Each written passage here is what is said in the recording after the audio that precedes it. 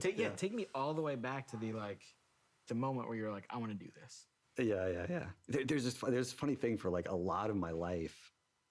When people would ask me, like, how did this start? I'd be like, I don't know. It was kind of weird. I just like started making games, and it seemed like it was fun, and I kept doing it. And when I really started thinking back to my childhood, like I've been obsessed with how like rules can change human behavior, and how you can all agree to play a card game by a certain set of rules. And the adults that I was observing, as a kid, they could play cards all night and laugh and interact in whatever way that they did. And yet you could take a different set of rules, for example, a set of rules that a 5-year-old made with the best of intentions, and the adults would like nod and laugh, but they would only play that game for 3 minutes.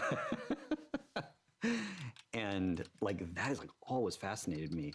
And I realized, like, looking back on it, that I've been doing that my whole life, and it like irritated my friends, and they didn't want to play. I mean, because we start as a game designer and you suck. Like, you're terrible. Like, your games are a horrible. I mean, they're not even games. They're just, it's almost, you're just like a little tyrant trying to get people to do things. And I remember like I probably spent like weeks building this like really complex pen and paper adventure game on index cards, and I'd like drawn pictures of monsters and everything like this. And I remember finally getting, a friend to play it at school, and it was like the first dice roll, like some creature like killed his character or something. It was just like the worst possible, like outcome. And I was like in 4th grade or something. But some kids look at the garbage truck and are like, that big, powerful machine, like that's what I want to be. But to me, it was the deck of cards. Like, I want to know how to control that. Like that, like power to build an experience that when people come into it, they leave with a smile on their face, or more connected to the people around them. Yeah, I've been doing that forever. It's kind of crazy. Way before computers. And then of course, right, I saw games on computers and I was like, wow. My perception, based on all of our time together, has been like, you are more interested in the making of them in a bunch of ways than playing them. Like, playing games isn't like it's not an explicit hobby of yours. Like, you're educating yourself. It's more work, but it's like you're always making stuff. Yeah, I think this is true, and I feel a little bit like guilty about it sometimes, because I think it is the most dangerous thing as a designer Hiya, to fruit nut. enjoy the making more than the playing, right? Because the number of things you can enjoy making is infinitely larger than the number of things that you can enjoy playing, right? Much less other people can enjoy playing. And so, yeah, what you say is true, and I feel like it's sort of like an addiction that I've had to fight so that I make things that are worthwhile. Because it's, the whole shtick to me is about, touching other people, like, somehow. Yeah. So we talked a little bit about kind of the origin. I'm gonna jump ahead again. I'm gonna jump to my life, 2004. I remember I finished the campaign for Halo 2, and my friends and I got distracted a bunch by the multiplayer, and I finished it the same night I finished Metal Gear 3. And after I finished both of those games, I went and watched this Vidoc, the documentary that, like, I look at it now, and I met a bunch of y'all, and I'm like, oh, I didn't pick up on all the like human suffering in this documentary the first time I watched it. Do I get to sign your? No. Do you remember this? I looked for it actually before I came in today. I don't think I have it anymore. You don't? Yeah, no, I remember the sweatshirt. Yeah. Okay. Yeah. Okay. Yeah. What is this from? Like, what is this actually? I've like wondered this. Like, what is this? It was just like, what? Yeah, it said Osiris on it. I thought it looked cool, and yeah, I bought it. I have no idea. Sadly. Right. Yeah, I have no idea what it was. Yeah, I still, to this day, I remember the sweatshirt, right? Yeah, and this is this moment that I became like aware that humans make these things, because otherwise it was like magic, right? Like, right. There's nothing in 2004 about, look at these developers making stuff that you care about. That's not like, there wasn't really much of, like, the internet sucked too. Like, you didn't have like, look, you can access these people, and none of that. It was a totally different time. So I'm watching this documentary, and this dude shows up, and so the paraphrase is like, like the cynical gamers who something doesn't grab us in 5 minutes. we're gonna turn it off. And it was like, I was like, oh my God, it's like I was spoke to. And I have like I'm like an English degree. Like I can't make games. I couldn't write any program, like couldn't write code or anything. I just remember feeling as like a player, like super duper spoke to in that moment. And so we come out of the building a game, like building it by yourself, and talk now about like the team has changed. Like building teams has changed. Like the way you think about building teams has changed. The way like in the however many years I've been at Bungie now, in the fifth, like the way the company approaches building teams have changed. Let's go all the way back to Halo 2, like building the team for Halo 1 and Halo 2. Yeah, I mean, I think if like past Jason was here, he would disagree with a lot of stuff that I'm going to say. But I think compared to the intentionality that we, try, sometimes exhibit, know we should have about building teams and how important teams are. Back then, it was almost just this, snowball that was rolling downhill of people who, liked our games and came to the company, and then the snowball rolled a little faster, and it was just a bunch of people trying to do their best, trying to recreate the feelings that they had, when they played games. And you can get pretty far on passion and talent, but it sometimes makes things really hard when you're not being thoughtful about the organization of the team, the design of the product relative to the resources and time you have. And yeah, it made Halo 2 super challenging for a bunch of reasons, but yeah, I don't know. I guess that's, and past Jason would tell me, like, you're an idiot. We were thinking about all that stuff. You just had to learn. But like, when I look back, like, he wasn't thinking about that stuff, What was he thinking about?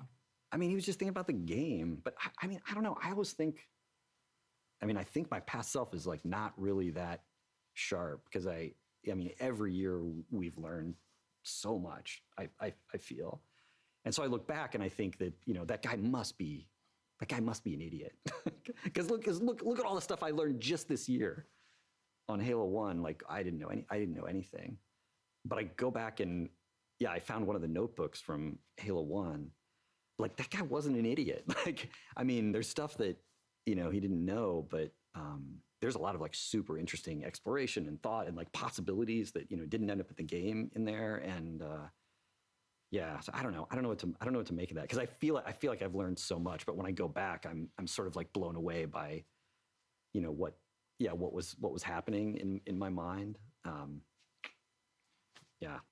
It's pretty embarrassing when I think about I think about my life in terms of decades, and like what are like the big lessons from the decades. And when I like articulate one of the like a lesson from my 30s, it's like so embarrassing. Give me one from yours. Yeah. Oh man. I mean, I started Destiny 1 not understanding the value of having at least somebody on the team who cares more than anybody else about what the team is missing, what the team isn't admitting, who on the team isn't talking to each other, where on the team are our dreams incompatible with the calendar, or our dreams incompatible with our ability, or our dreams incompatible with the hardware that we need to run on. And I saw production as, a calendar and a schedule. And it's true that a schedule is a thing that you use to sort of test people's understanding of reality, in the sense of, can the things we want to do fit in the time that we think we have, and how are we tracking against that? But I saw it as like an end in itself. And of course it irritated me, and I, didn't pay attention to it. But God, like embracing all that stuff is a thing that will be, front and center in anything that I do. Anything I do in the future. I think it's making sure everyone on the team has an objective understanding of reality, and doing anything you can to fix it when that isn't true. I didn't understand that when I started Destiny 1. Destiny 1 made me understand that. So what I want to talk about now is where computers are heading. Mm-hmm. Mm-hmm. Where's it going? AR is going to be the thing that displaces mobile. Like I'm so sure of that. I'm so sure we're all going to be wearing glasses, and all the TVs are going to go in a landfill. All those companies are going to go out of business. All the cracks in our ceiling are going to get fixed in our glasses. Like, so many people are going to end up with virtual pets and windows out to the Taj Mahal or the Eiffel Tower. And maybe it'll be 20 years. Like, I think it's going to be a lot sooner than that. And I think it's going to be really interesting. And when it happens, like, the reason that you're going to know it's going to take over the whole world is everybody's going to laugh at it. Like, everybody's going to think it's ridiculous. When the Morning, iPhone, Tarch. Came out, the stuff people were saying to, like, not admit that they were holding, like, a, chunk of the sun in their 5 hands that was going to minutes. change the world. Like, the stuff people said was ridiculous. And people are going to do that again. And the other interesting thing about AR is, if you have AR, you have to have local compute, because you need high frame rate. You need to be able to render all kinds of crazy stuff, like, right there, like, within 2 feet of your body. Yeah, which means I think all the cloud computing stuff, totally going to happen, absolutely going to be a thing. But we're not going to transition fully to, thin client. But yeah, those would be my 2 predictions. Local compute never goes away. AR displaces mobile, like 100%. So on a long enough horizon, how are we going to get ready for that? we got, it's, like the, it's a great question. And I think the answer is, like, we already are. Like, I don't think what's going to happen is there's going to be a whole new slew of games that can only happen in AR. I mean, there's definitely going to be some, but I think in a lot of cases, what's going to happen is people are going to, throw away their TV and have a way bigger TV, or they're going to go to a totally virtual space that has a bigger, screen, and they might play some tabletop or strategy games in a different way. But I think people are always going to be playing first-person shooters, with some kind of input device on, like, a virtual, window in their visual field. And so I think a bunch of the stuff that we're great at doesn't, get tipped over by this. thing we're great at. Right. So let's go all the way back. Bungie games. Someday. Not the company's still there, but I think a lot about my life through the lens of what would go on my tombstone. I just do. I think it's like completely busted. I don't think it's like a thing a normal, like, reasonably sane human being would do. But I think it's a simple way of summarizing your existence, and it's the acknowledgement that these existences sometimes come to an end. The question I want to ask is about Bungie's epitaph. What is that simple distillation of what Bungie is? The tombstone-worthy distillation. I was on the 271 coming back across the bridge home, one night on the bus, and these 2 guys in front of me were talking, at first about college. Like, they were older, but they'd obviously, like, gone to college together, and I think they worked together. And at some point they started talking about Halo, and I think it was Halo 2 for them. And they weren't really talking about how much Halo meant to them. They were talking about, and they weren't really talking about how much they meant to each other, but that's what they were doing, is they were sharing those stories of, where they were and what they were doing and how they were feeling. And, that moment, that's, like, still keeping me going. I mean, that might fuel me for the rest of my life. And it's not the only time that's happened, but you get a few of those, and, that's all I want. It's just people sharing memories in an experience that, wouldn't have existed without, you bleeding buckets of blood into the, whatever code or design or something like that. That's what,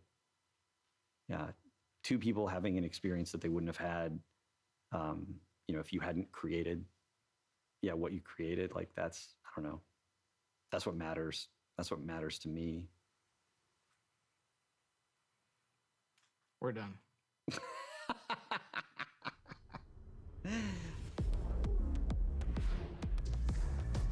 We're just going right into, like, the trailer, huh? This is what I brought you here to see. Beyond light! Stasis is just a tool. It's an ice tornado, dude. That was the sickest thing I've ever seen. I time and space! It's freaking Aldrin! Bow. No. What the heck? What's those baby falling? They're so cute! No. We shall play this. Together, we are enough.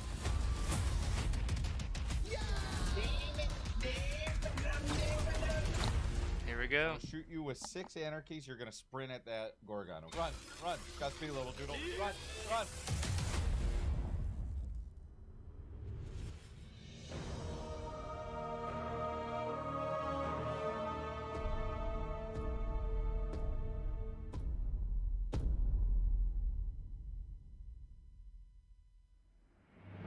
Welcome, Guardians.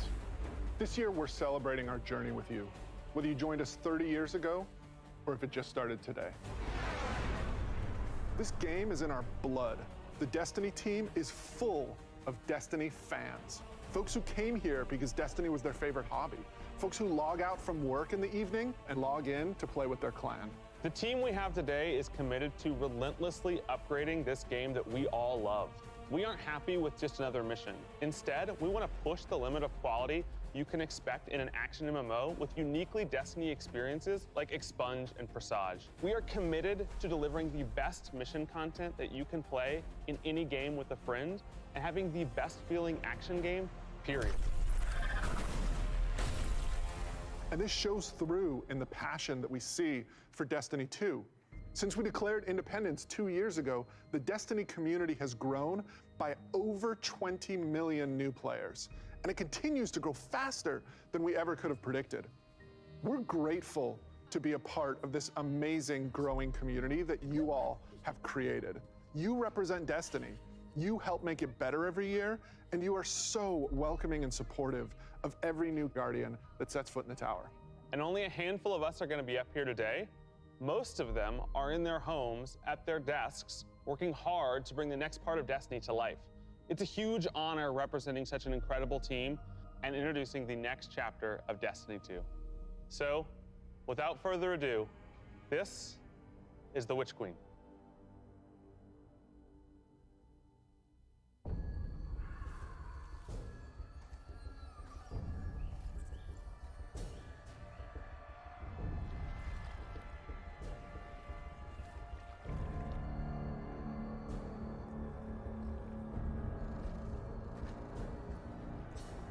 Truth is a funny thing.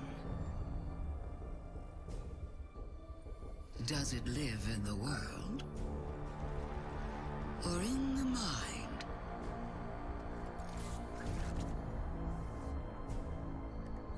Is it constant or can it be bent?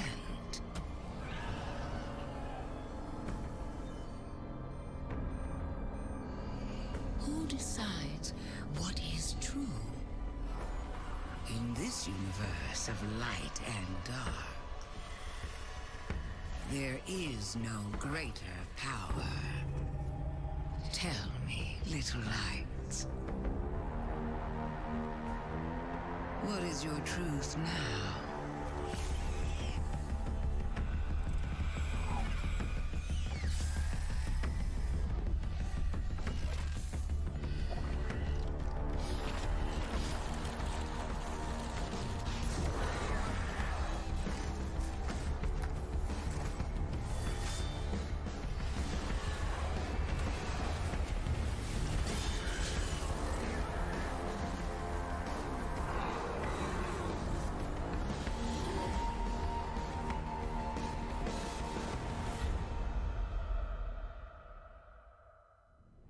So it looks like they're enemy Oh my ghosts. god, James. Savathun is serious. I think she's the most dangerous villain we've faced And yet. enemies wielding 7 light. years we've been building up to this moment, fuck? and she is finally stepping into the spotlight and showing us who she really is. What we know about light and darkness is proving to be way more complex than what we previously thought. There are so many lies, truths, and revelations that we're going to get to in The Witch Queen and the year leading up to it.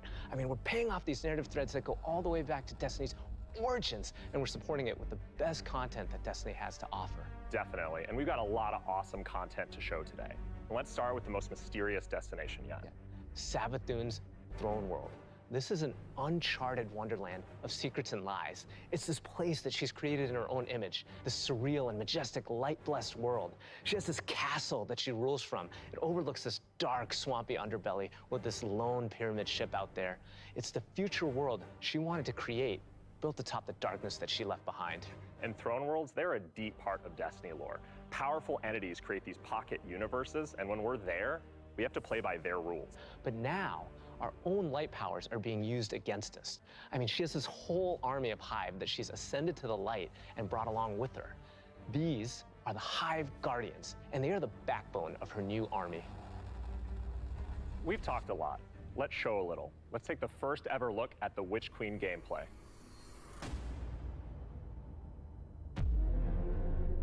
Savathun, the Witch Queen. Hive god of cunning and lies. After the death of her brother Oryx, Savathun went into hiding. Not out of fear, of course, but out of strategy.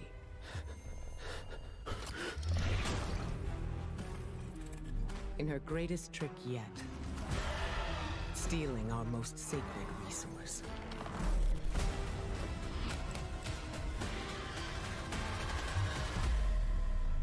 The one thing we thought she could never touch. The light.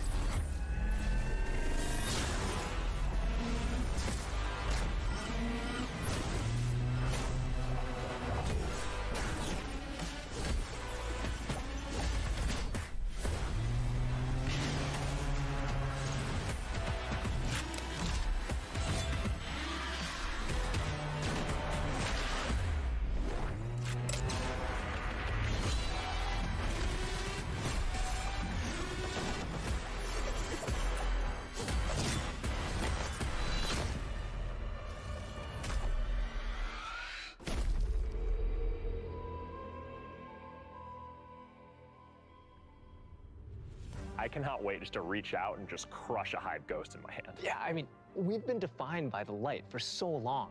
This is uncharted territory for us. I mean, we're in strange new places. Like, the throne world, it's haunting, but it's gorgeous. It's beautiful. There's a lot to love. There's a few things we saw in the trailer that we haven't talked about yet. Savathun and her Lucent Brood. This is the biggest threat Guardians have faced yet, so we need to find new weapons to match their power. The Glaive. I love this thing. It's brutal and elegant. It's this new energy weapon with melee abilities, mid-range projectiles, and defensive capabilities. It's our first ever first-person melee weapon, and it is such an awesome tool for the battlefield. The Glaive feels so good. Just jump in and unleash these brutal melee combos and transition right to an energy blast. It's really powerful and has a lot of utility. So, we've told you about what the Glaive can do. Now let's talk about how you're gonna get your hands on one. These weapons don't come out of chests at the end of missions, and you're not gonna find one roaming around the throne world. Your first Glaive is not going to be found. It's going to be built. Yes, weapon crafting is coming to Destiny 2. Now, chasing weapons has been an integral part of the Destiny Pursuit game since the beginning. And over the years, we've added more deterministic paths to get the rolls that you want on guns. Think things like Umbral Engrams and the Raid Chest. Weapon crafting unlocks the freedom to choose all that and more. It gives us ultimate control over the guns. Now, this is a combat-focused crafting and progression system. That means the more you use these weapons, the more objectives you complete with them, the more you'll level them up, and the more powerful they grow over time. And at launch, here's the awesome thing. You'll be able to craft all Throne World weapons, new raid weapons, and the seasonal weapons. There's just a ton of stuff to do in this system. And the Witch Queen is just the beginning of weapon crafting. We have plans to add more craftable weapons, both legacy and new, throughout the year. We've seen and we've talked about a lot of really cool features, but let's get right into the meat of it. Let's talk about the Witch Queen campaign. I love campaigns. They've always been a cornerstone of the Destiny experience. They're rich, deep stories interwoven with big combat sequences and memorable characters. They take us to remote worlds in our ever-changing universe. And so we're putting extra care into the campaign for the Witch Queen. We want you to feel those goosebumps when you step onto the throne world for the first time and come face to face with Hive Guardians. And every one of the missions has its own unique fantasy. Like, what does it feel like to storm a castle or just go straight into the depths of hell? If you like games with standalone campaigns like Doom, Titanfall 2, God of War, and Halo, then the Witch Queen is for you. So, in addition to our classic normal mode, Legendary is our tougher, aspirational version of the campaign, where the enemies hit harder and respawning is heavily restricted. So every battle is a gut punch. Every boss is a worthy adversary. It's gonna hurt. You might tap out, but if you persist and you get to the end, your time will be well rewarded. Whether you want to play solo or with a fire team, the difficulty will scale based on how many people you bring. Before we go, one last trip down memory lane. I remember camping out the Predator for Destiny 1 because I just had to have the Ghost. To me, it was like the symbol of destiny. And if you care about that stuff like me, you're gonna want to get your hands on the Collector's Edition because you're gonna get a Hive Buddy to go up on the shelf with it.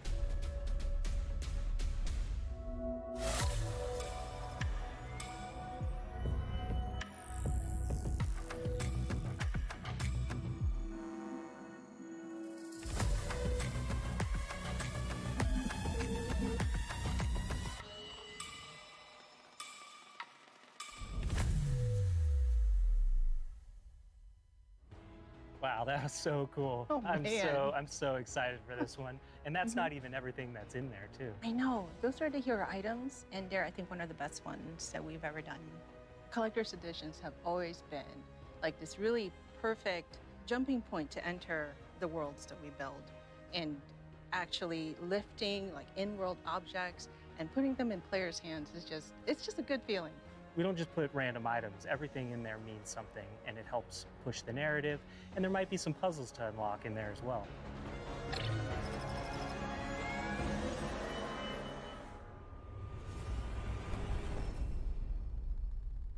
So at this point, you can see Savathun has been one of our greatest threats, operating behind the scenes for years. You may have heard of her brother, the Taken King, but Savathun is the most dangerous being we've ever faced. She's cunning, elusive, she works in the shadows, so in a way, Savathun is new to all of us. Exactly, and now it's time to finally see this legend reveal herself and change the Destiny universe forever. But when we talk about the overarching story of Destiny, we don't just mean the plot lines or characters that feature release to release. Narrative is a guiding force in Destiny, and we're calling on its rich history of world building, bringing that to the forefront and growing it in a bold new direction. So when you join the game today, you'll experience an immediate call to action alongside millions of your fellow Guardians. During this past year, we watched the results of your actions play out across Destiny's seasonal releases. You've redeemed old foes, brought former enemies to the bargaining table, learned that there's always more than one side to every story, and built alliances no one ever thought possible. And on the largest scale, you'll experience a vast, living, interconnected world of stories that's striving to a greater end. We need you, Guardian. You'll experience this alongside a massive community of Guardians, release after release, together. This is our universe's cosmic purpose. This 10-year journey we've been on since Destiny 1, it's drawing to its dramatic conclusion. The Light and Darkness saga will end. But make no mistake, Destiny 2 will not. We're building not so much to an ending, but more to this transformative moment for Destiny 2's future. Last year, we announced the Witch Queen and the following expansion, Lightfall. And now we're excited to announce the release after Lightfall, the final chapter in the Light and Darkness saga, Destiny 2, the final shape. It's going to be one wild, continuous ride. Yes, and that ride starts with Season of the Lost. Not only is it the prologue to the Witch Queen, it's your first opportunity to interact with Savathun. But rather than spoil it for you, why don't we take a look? If we are to survive the coming storm, the tower and the dreaming city must stand united. We are surrounded. A ring of spears pointing inward from the edges of our system.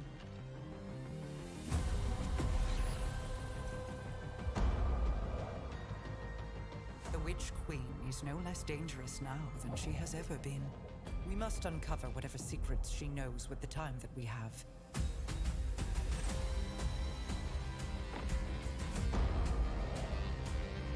Relight the pathways of the Ascendant Plane and guide my people back to me.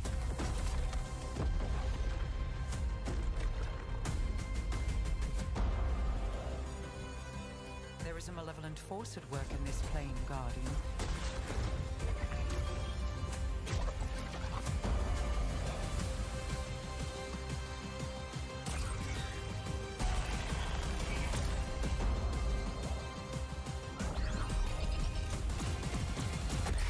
Your knack for violence is needed.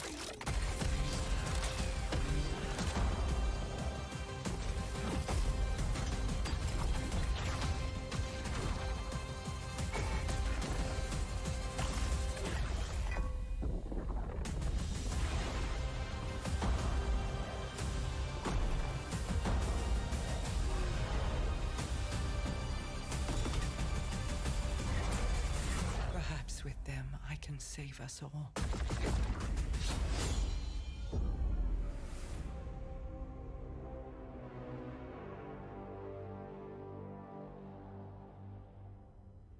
Seasons have gone through massive transformations since Shadowkeep. We're dedicated to creating an evolving, interconnected world that puts your Guardian at the center of the action. We're reaching the end of one journey and the beginning of another. The days of Destiny's biggest story moments happening in lore pages is long gone. I mean, Mara's return has been hinted at forever, and now it's happening in a season. One of the changes I'm most excited about are the updates to the light subclasses every season in Year 5 of Destiny 2. We're adding aspects and fragments similar to Stasis. We'll be starting with the Void subclass update that goes live alongside the Witch Queen. But the Witch Queen is only the beginning of what's to come, and Season of the Lost is the prologue to that story.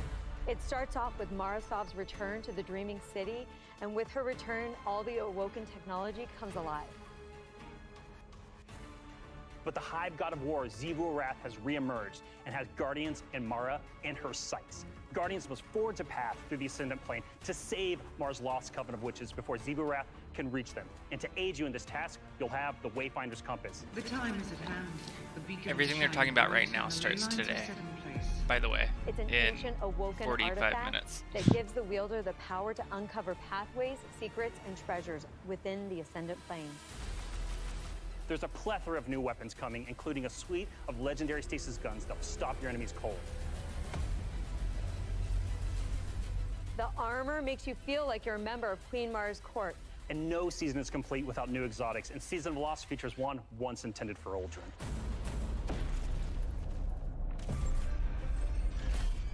Let's take a moment to talk about Trials. So Trials of Osiris is the endgame aspirational PvP activity and more popular than ever. Two of the biggest asks from our community have been adding anti-cheat and adding matchmaking. In Season of the Lost, we're doing both. We've partnered with BattleEye to soft launch the anti-cheat software when Trials goes live on September 10th. Also, you'll be able to matchmake with groups of players to form fire teams or solo queue by yourself. And we've remixed how rewards are distributed to give all players The Witch Queen opportunity part is coming out to in earn some of the February, best but weapons and specifically coolest this armor season in the is game. That's right. starts We're today. shifting away from winning matches as a primary way to earn loot, and instead, winning individual rounds and completing matches will allow you to earn some rewards. But Going Flawless hasn't changed. So if you want to flex those PvP skills, the Flawless Chest will still be the only place to earn Adept Trials weapons and unique cosmetics. All right, so the next chapter in Destiny begins right after this stream with Season of the Lost. Return to the Dreaming City with Marasov and learn the mystic art of wayfinding. I'm so excited crossplay is going live today. And today is your first opportunity to jump into Destiny with friends on any platform from all over the world, playing together.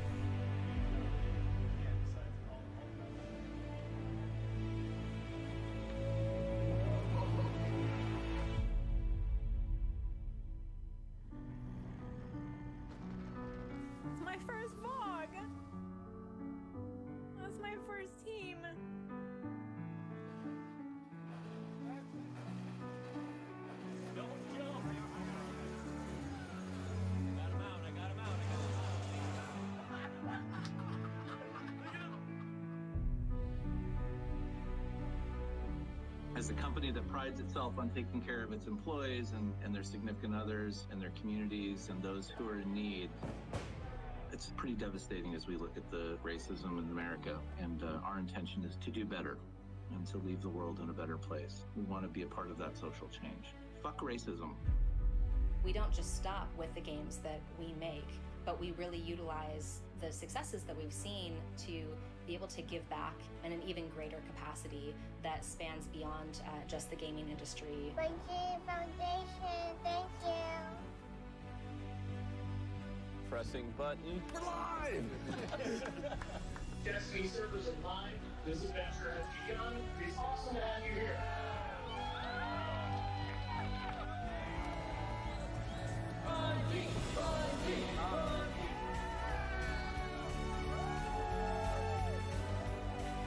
This game is going to single-handedly destroy my social life, and I can't wait.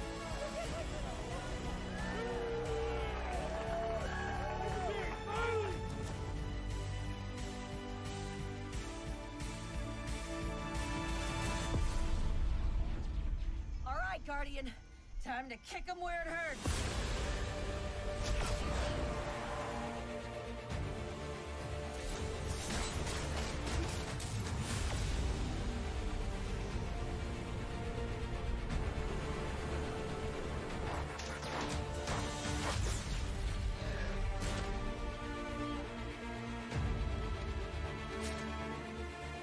This is going to hurt.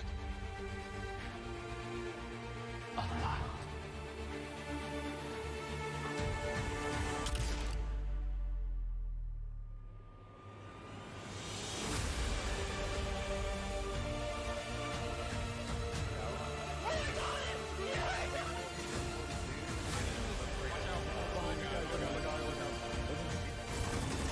Yeah, reach was good.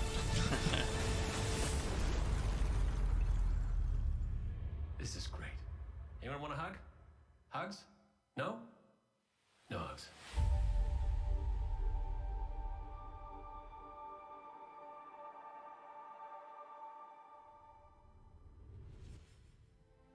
How do you follow that? Wow, 30 years. And I remember when Halo first launched, and my friends and I completed the entire campaign in a single epic play session. And as the credits rolled, I knew that Bungie had transformed console gaming forever, and that I would be a lifelong fan. Yeah, it changed how we played games too. I remember getting together with friends for Halo weekend LAN parties. We had so much fun. And 30 years of Bungie games is something special. It's something worth celebrating together. So we're gonna have a party in Destiny 2. Starting this December, we are launching the Bungie 30th Anniversary Celebration in Destiny 2. Free for all players, the 30th Anniversary Celebration will offer a new 6-player matchmade activity, secrets to unravel, and rewards that commemorate our long and storied history together. And that's just the beginning. In addition to the free event, players can also purchase the Bungie 30th Anniversary Pack that includes a new treasure-themed 3-player dungeon set on the Cosmodrome within the fabled Loot Cave. Players will plunder its depths to discover an exciting new Thorm-inspired armor set and fan-favorite Destiny 1 weapons like Izaluna and Thousand Yard Stare. It even has the Claymore sword from Myth. Purchasing the pack unlocks a range of awesome Bungie-themed armor ornaments and cosmetics to collect, including ornament sets inspired by the Bungie 30th Anniversary Celebration and Marathon. But the dungeon holds one more secret. The crown jewel of its weaponry is a Destiny 1 classic. Gjallarhorn is making its long-awaited debut in Destiny 2. We're going to take its iconic status to the next level. Galley has been carefully updated for the Destiny 2 sandbox. So, this December, join your friends and collect exclusive rewards during the Bungie 30th Anniversary Celebration. But the party isn't only happening in Destiny 2. Yeah, it We've is. partnered with Yeah, Nerf the Limited Loot to Cave. create a functional, dart-firing Gjallarhorn. We'll have more on that soon. And that's not all. Here's a look at some of the incredible loot we've made over the years and a sneak peek of what's coming up. This is so fan servicey, I can't believe it. Wow, Lorraine, I can't believe we're celebrating Bungie's 30th anniversary. 30 years. It's incredible. Yeah. I mean, look, think of all the games and products that have come out over these years. Yeah, it started Operation Desert Storm, Pathways into Darkness, Marathon, Myth, Oni, Halo, and Destiny. 7 years of Destiny. It's an amazing journey. So excited. You know, we have a lot of really cool stuff coming up and a lot of other things in the works, of course, as always. But Yeah. I mean, what do we have? We have the Fallen Captain statue, which is incredible. And then we have the helmet, the Celestial Nighthawk That thing helmet. is so cool. Yeah. And my favorite, the Arcadia jump ship. Yeah, I get goosebumps just thinking about that. You know, it really gives me that nostalgia from Destiny 1. And so I think it's a great way we're going to celebrate not only Bungie's 30-year heritage, but the 7-year heritage of Destiny. Yeah. And it definitely gives you the feels.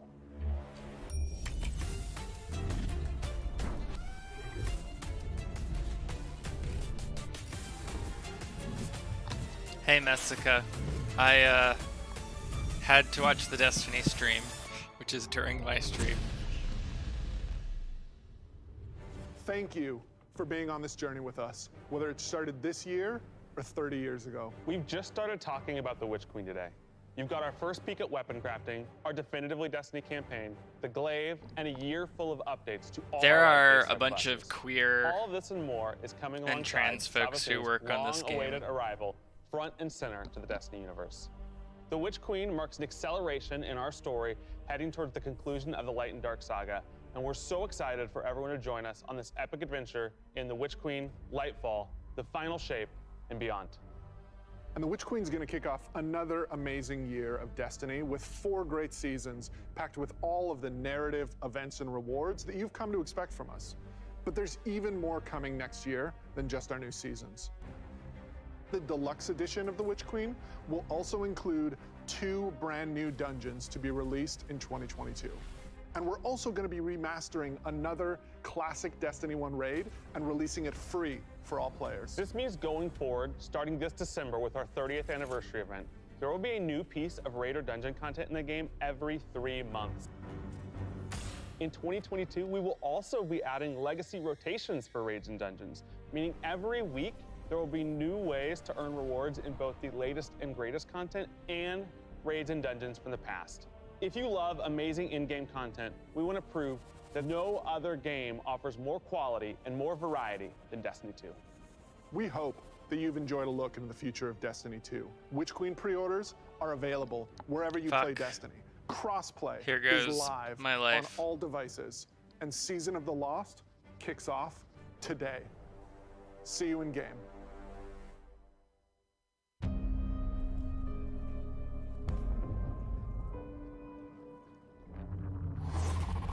Truth is a funny thing. Who decides what is true? Tell me, little light. What is your truth now? The Witch Queen is no less dangerous now than she has ever been.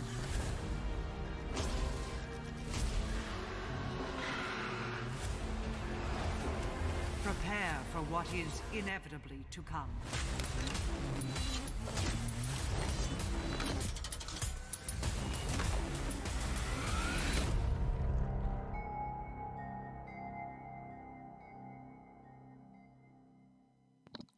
Wow.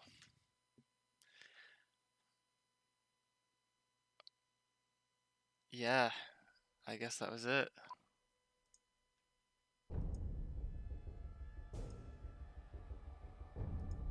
Holy moly. Well, I'm gonna go turn on my console so I can start downloading the update for later today while I'm working. I'll be right back.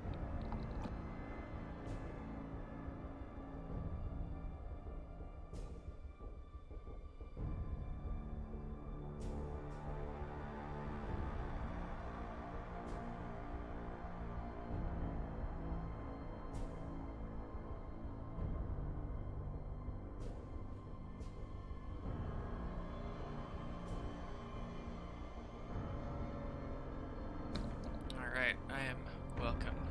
Or back. Welcome, Kanishka.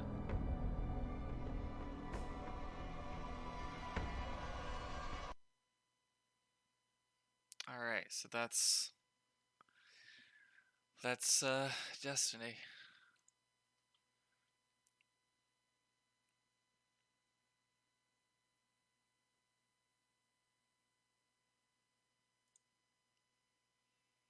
So that was Destiny, which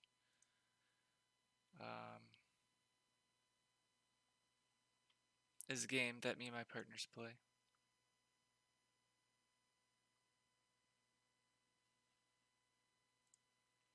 But the game that I'm working on is about being a furry spellcaster. So, very different games.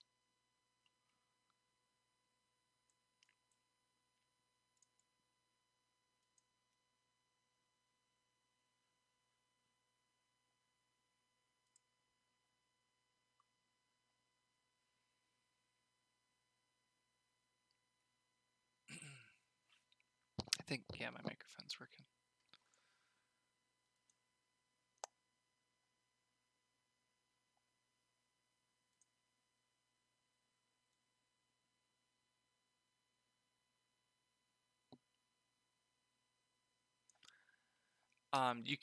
You can play Destiny free to play. You can download it if you want to try it.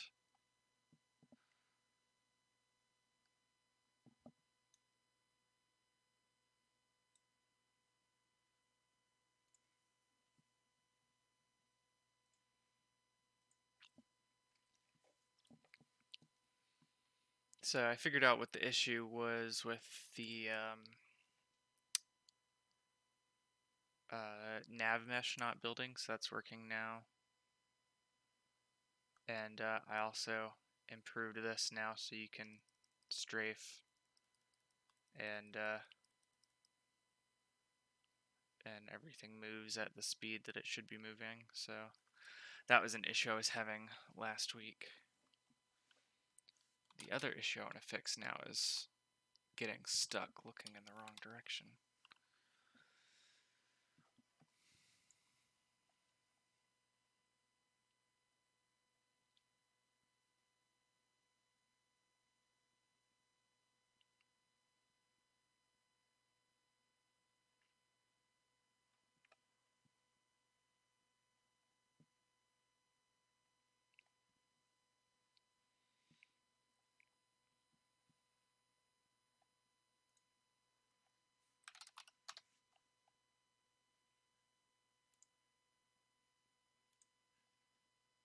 Magefight's about a bunch of queer animal characters using magic and being friends. You can check out some of the concept art and learn more. King CP if you want on on mage.gay is the web address. And right now I'm working on kind of the PvP portion of the game where you can fight against your friends and play as these different characters.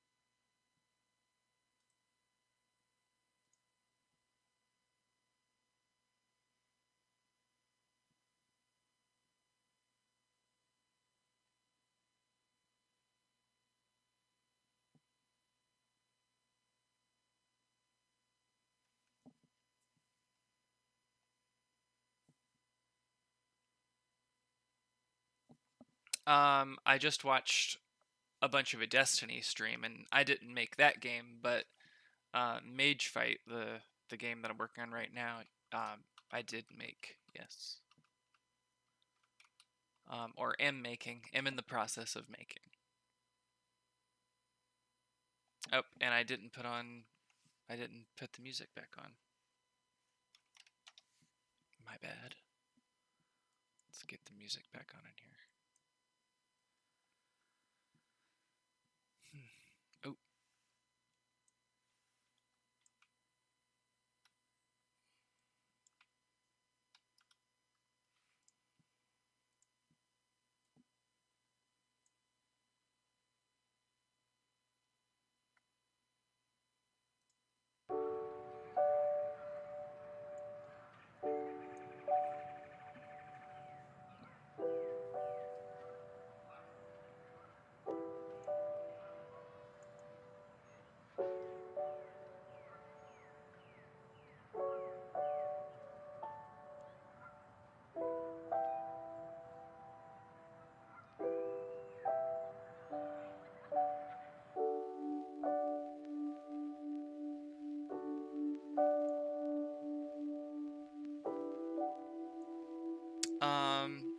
King, I went to school at Clemson University, and I learned some computer science and digital production arts there, but also just YouTube has taught me a lot. I started making games when I was a kid, and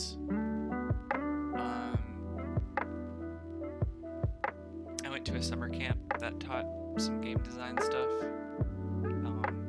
But as far as like getting into Unity and stuff, it was a lot of self-taught stuff, taking what I already knew and applying it to something new.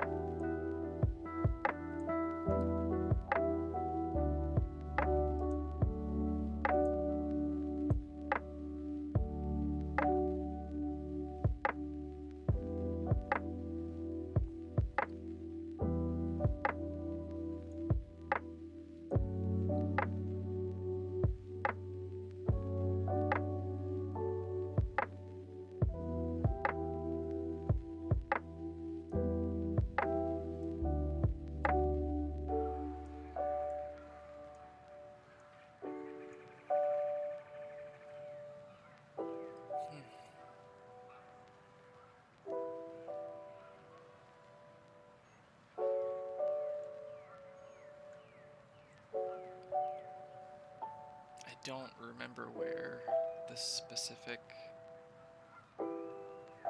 bit I'm looking for is. It's forcing the character to turn and face where she aimed, but it's unfortunately holding her to that even after I let go.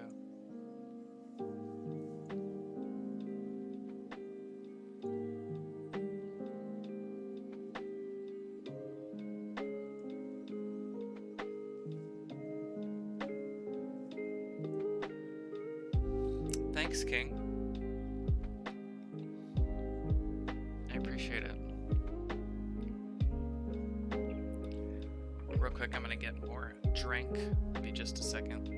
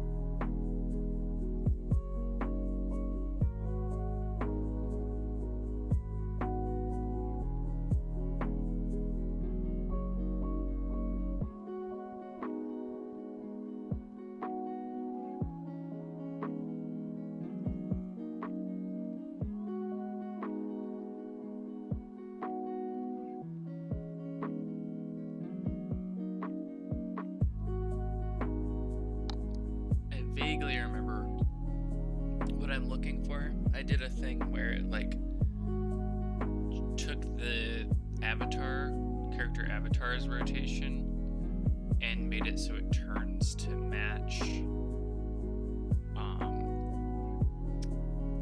where the camera is facing.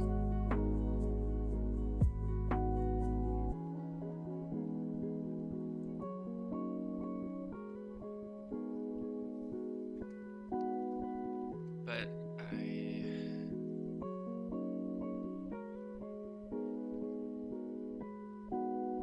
not seeing it.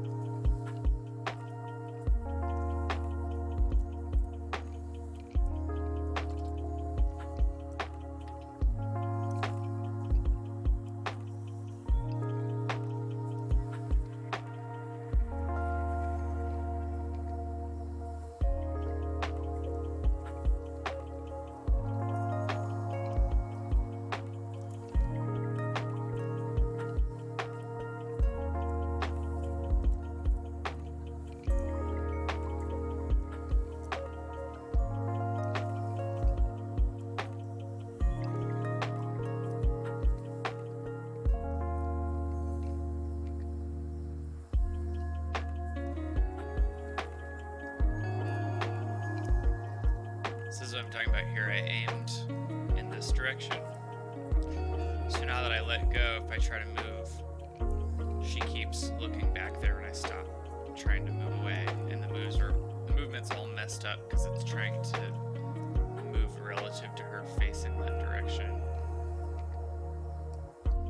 But then sometimes I can see now it's doing it in a different direction. She turns back there.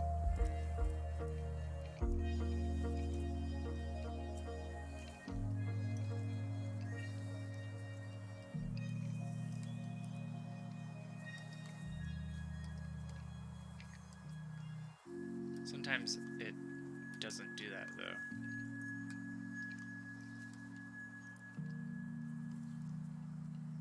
Although it's doing it every time right now.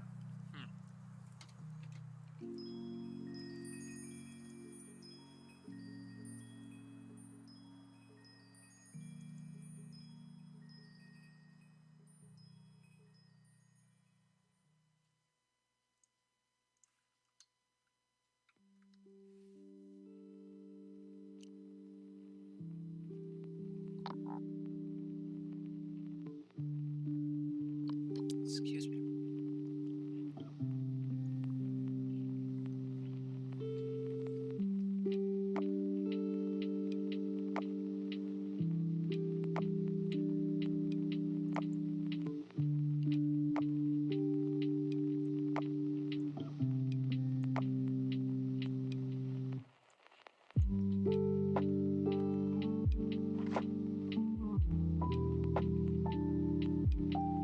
It's scripted.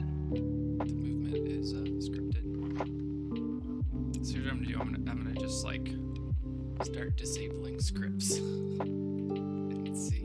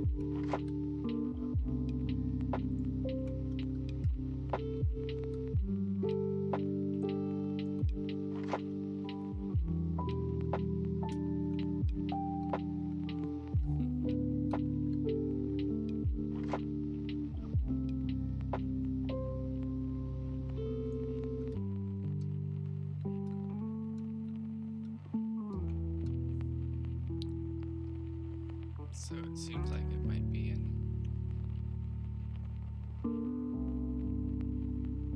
caster character controller.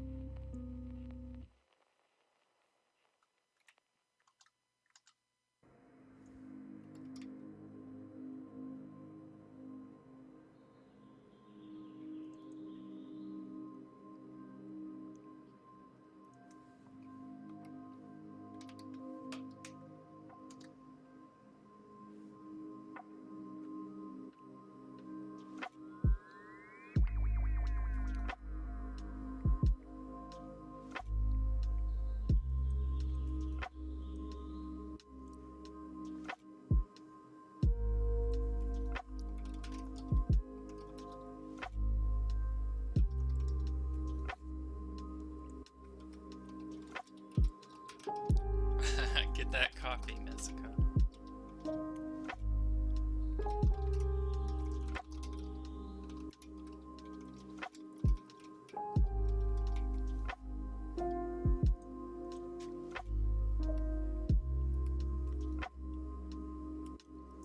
Dang it, that's not it.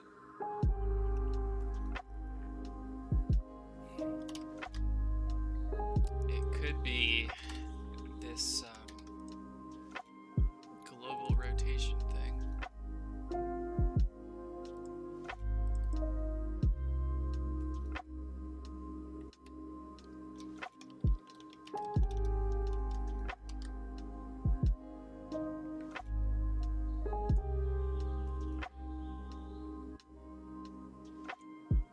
I tried to make it so that if you aim in a certain direction, then it will automatically make the other camera turn that way.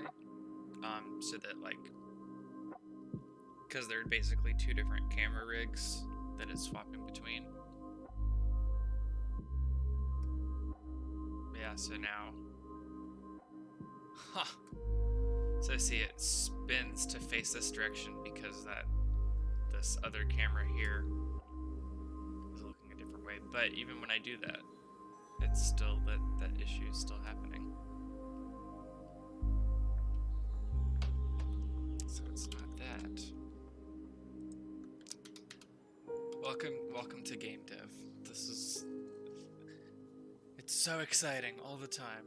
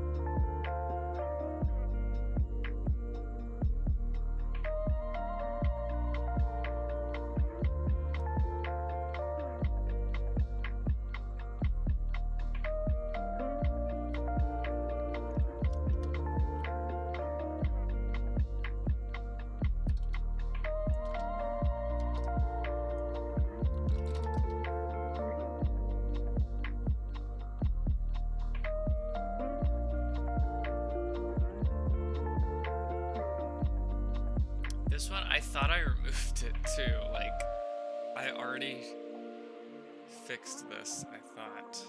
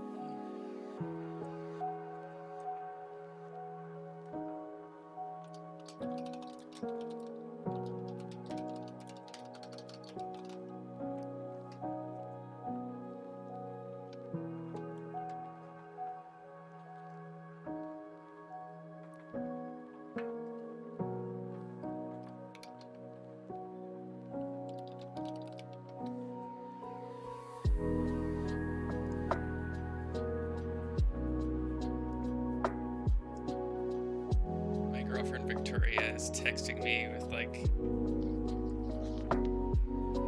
how excited she is for Destiny. It's funny. It's like one of the few things that I'm still able to get excited about.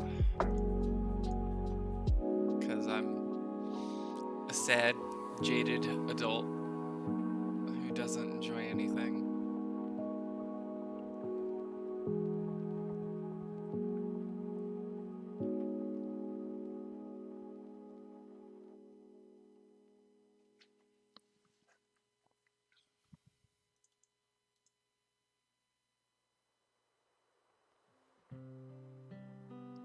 I don't believe in enjoy or hype.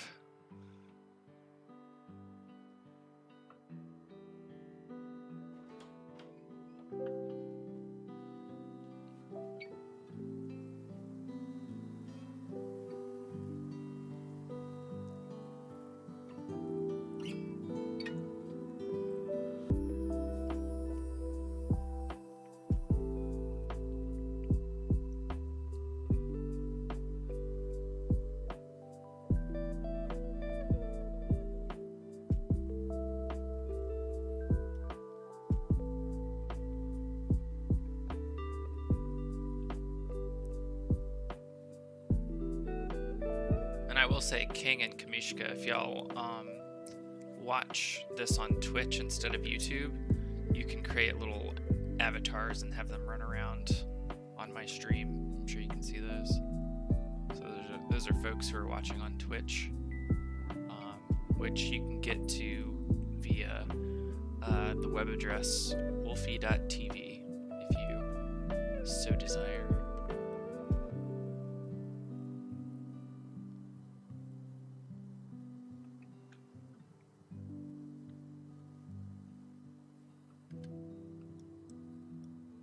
If I can try, like, if I try turning her.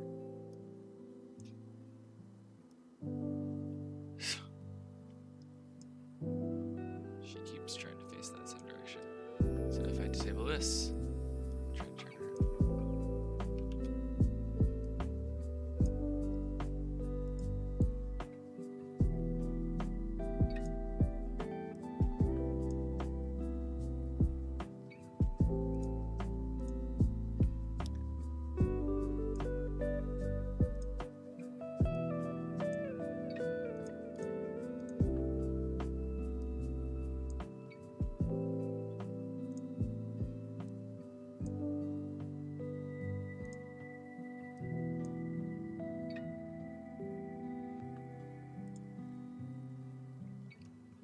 This will actually work because some of these scripts, if I disable them, then I can't control her anymore, and that's, you know, not going to make me able to do anything.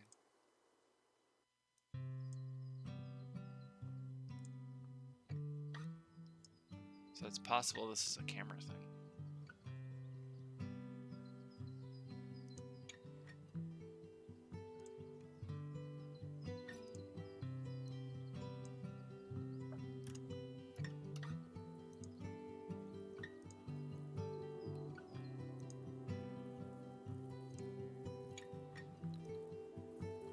Oh heck.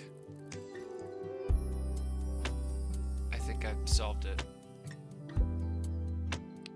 Alright, let's see if I can...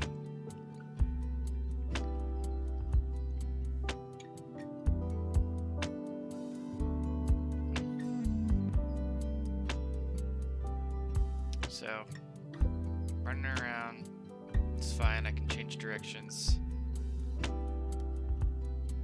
Aim. Stuck looking in that direction. Won't stop, but then if I go over here to this specific camera orbit script and turn it off, then I can turn just fine. Heck. Okay, so now I gotta figure out why the heck it's doing that.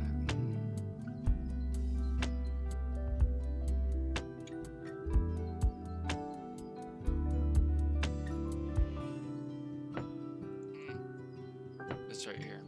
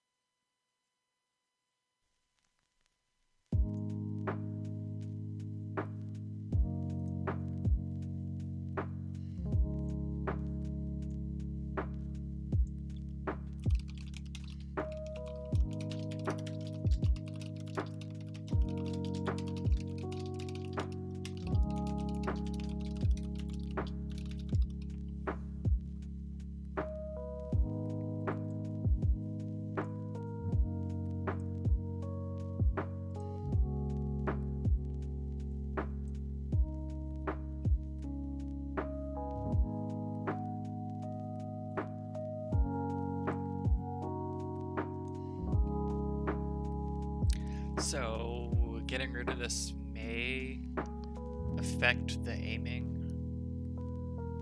Like turning while you're aiming.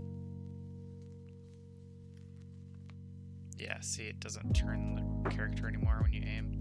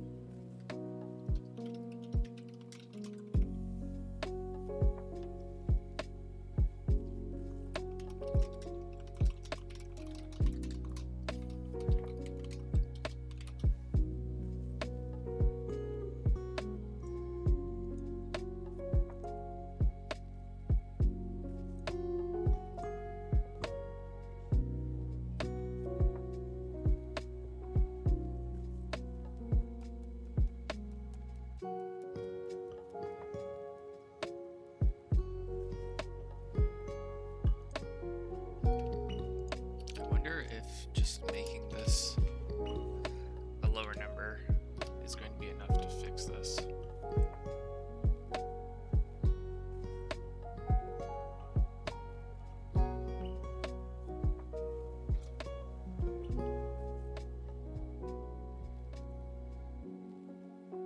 Oh, you know what?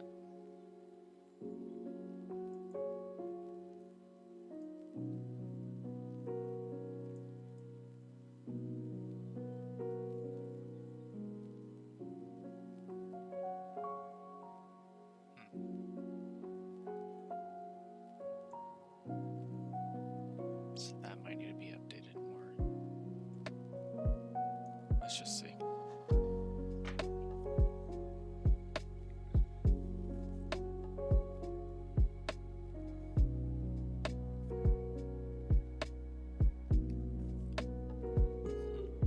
Yeah, see now that's not working.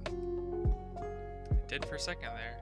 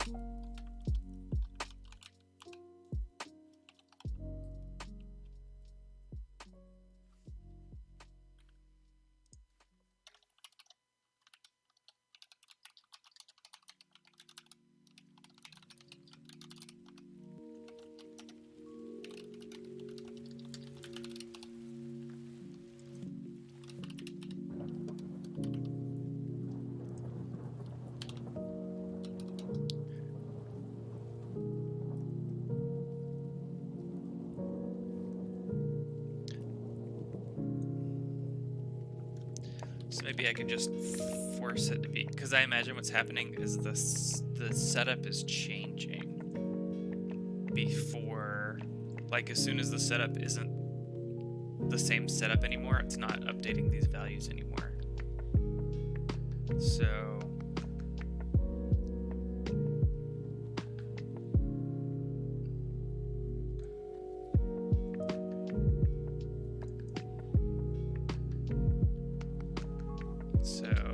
here, this is actually probably what's going to fix it over that other thing.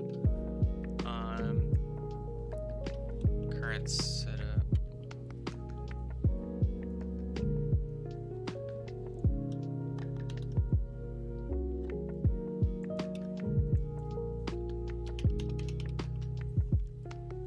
Just set this to 0 when we're doing a new.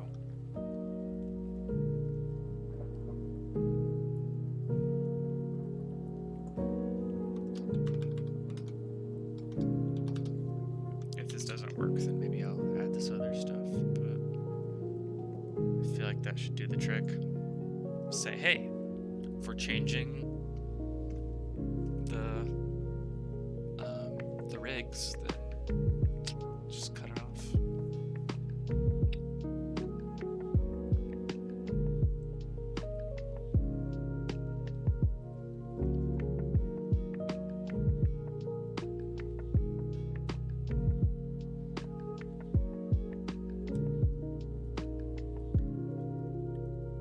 Aiming's back.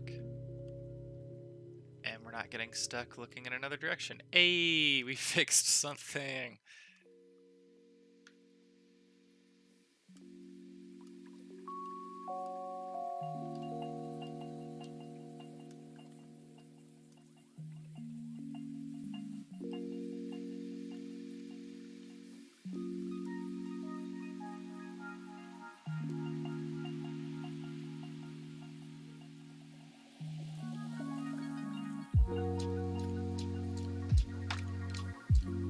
Okay.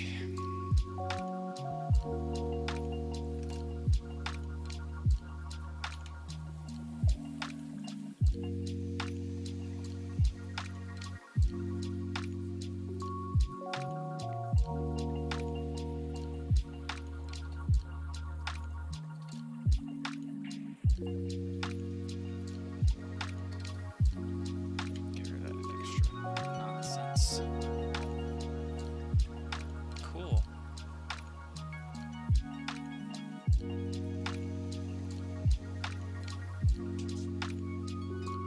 Let's see what else. I just really want to tighten up a lot of these controls because I feel like it's just a little too loose.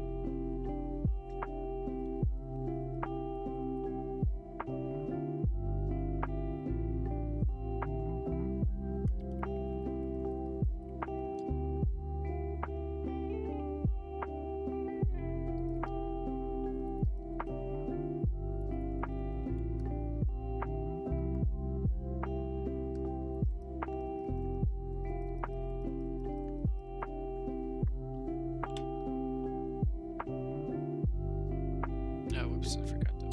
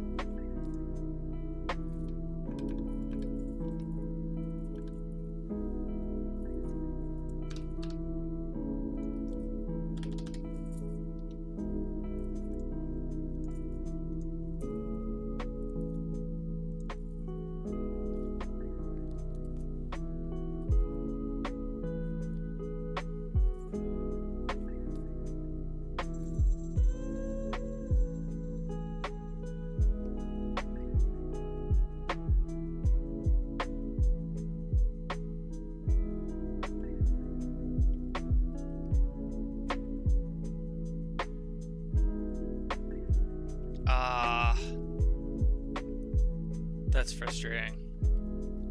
Sorry, you gotta deal with that.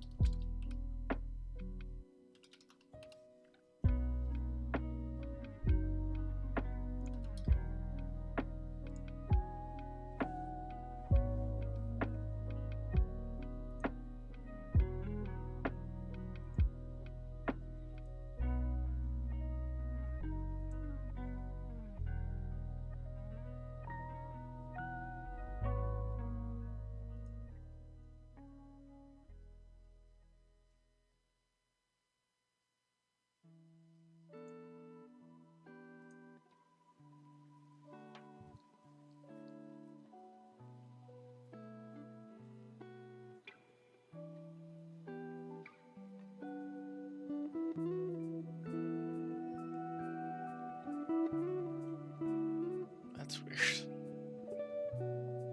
Hmm.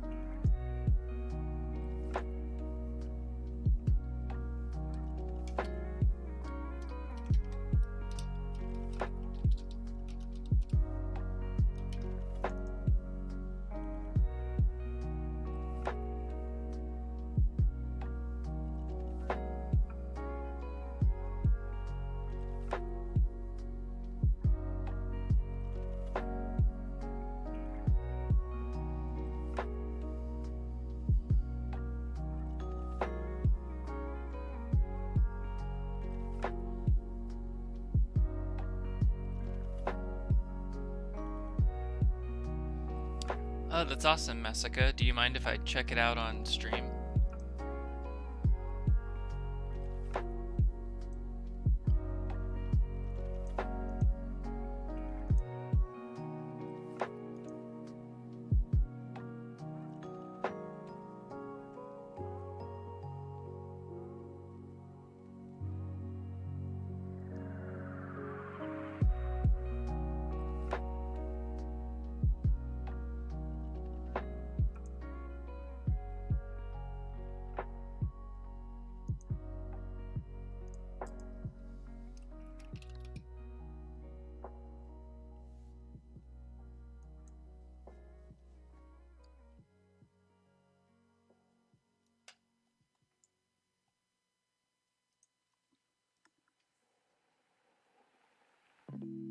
Huh. This is 3D, right? Modo 3D. That looks really neat. Yeah, the wood looks like it's the right color. I like how this feels very stylized.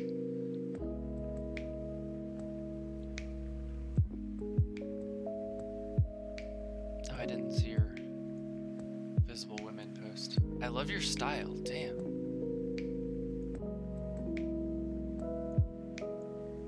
That's great.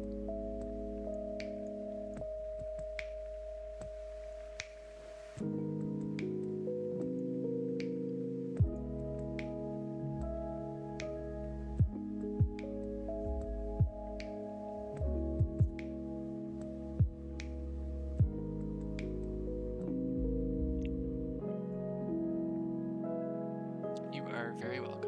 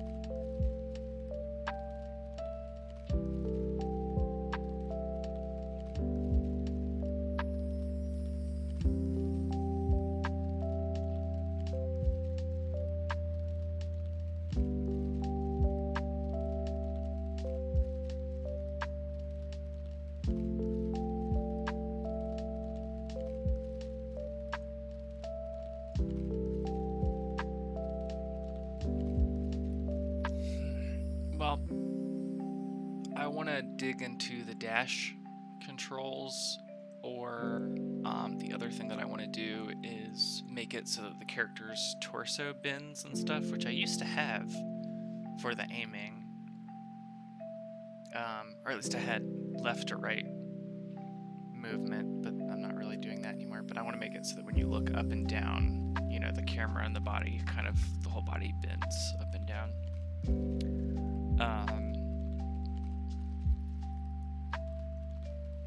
But the camera's a lot smoother. You can look, you know, up now instead of just down. The camera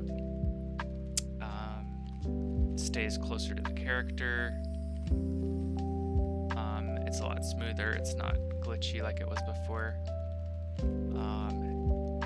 And I adjusted this position so that you can see what you're shooting better. I think I might end up getting rid of the crosshair just because I feel like this view you can already tell where you're going to be shooting just by looking like between the head and the hand.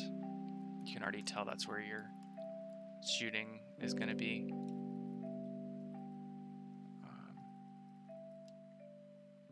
I need to do something where if you're, you know, running like this, have her shoot it from her opposite hand or something.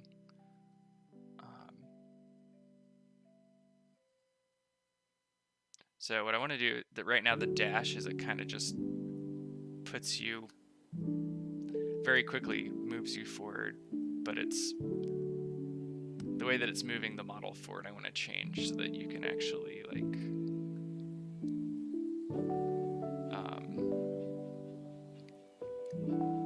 so I can add an effect and make it, you know, feel less glitchy there. And the jumping could use some work. But other than that, I feel like we made some really good progress today.